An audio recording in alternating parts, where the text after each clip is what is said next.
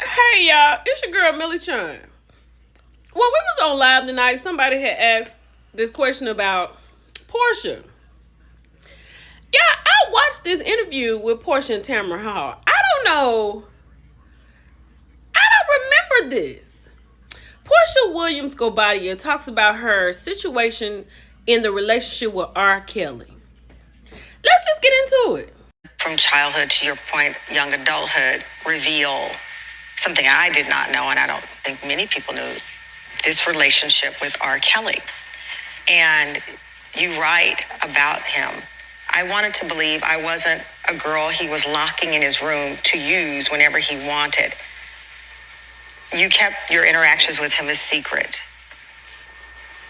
When he started to be accused of these crimes against young girls, and then it escalates, and then it's on trial, and he's convicted, were you thinking, I've got to tell? Wait a minute. So you're telling me that Porsha was one of the women who were allegedly locked in the house in a room with a bucket and only let out? She did all this before the housewives? Is that what we're hearing right now? And she didn't say anything? Let's keep going. You know, putting R. Kelly's name in the book, because some people I named, some people I didn't name, and putting his name in the book, it's just putting a name to another face that I had already encountered before. He had just been one of the men who was a predator in my life, who had taken advantage of me and mentally abused me in my life. So I saw him no different than those same men. That same darkness, that same treatment, they faced and met the same Porsha who did not know her self-worth. I didn't love myself. I didn't see who I was in those situations. I was a grown woman. I had a penthouse in Buckhead. I had my own business. I wasn't your usual so-called victim. But because as a young woman, I did not value who I was, I only wanted to be what someone else thought I needed to be. You wrote it. Yo, Porsha said she was trying to put a name with many faces that have done this to her. Like, what in the world was Porsha going through in her life? And she had her own stuff. So she leave her penthouse and go over to R. Kelly house and get locked in a room? Like, because she clearly was a little older than the other girls. How did we miss this? I think it's interesting how you say you found yourself in these situations. I felt when I was reading it, is she blaming herself for some of this? And you wrote, I'm of R. Kelly at the time. I'm in his bedroom. I've already been in his house for hours. It's 3 or 4 in the morning. I've already put myself in this position. This is what you're supposed to do. You have to.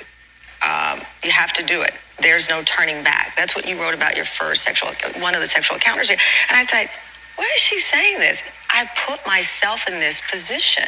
So what was R. Kelly telling Porsha to make her leave her penthouse and come to his home